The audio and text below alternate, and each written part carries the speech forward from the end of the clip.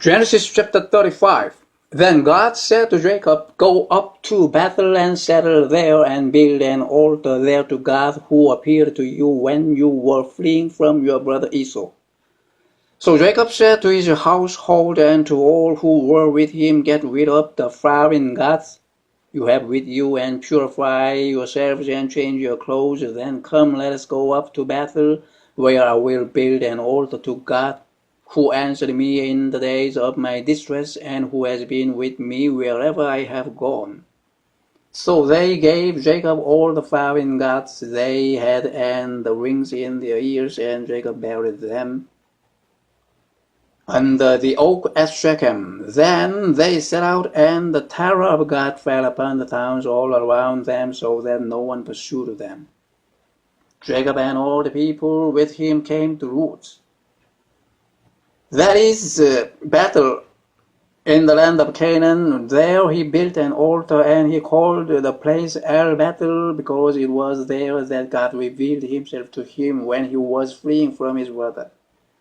Now Deborah, Rebekah's nurse, died and was buried under the oak below Bethel, so it was named Elon Bakuth. After Jacob returned from Padan Aram, God appeared to him again and blessed him. God said to him, Your name is Jacob, but you will no longer be called Jacob, your name will be Israel. So he named him Israel, and God said to him, I am God Almighty, be fruitful and increase in number. A nation and a community of nations will come from you, and kings will come from your body. The land I gave to Abraham and Isaac I also will give to you, and I will give this land to your descendants after you. Then God went up from him at the place where he had talked with him. Jacob set up a stone pillar at the place where God had talked with him, and he poured out a drink offering on it. He also poured oil on it. Jacob called the place where God had talked with him Bethel. Then they moved on from Bethel. While they were still some distance from Ephrath, Rachel began to give birth and had great difficulty.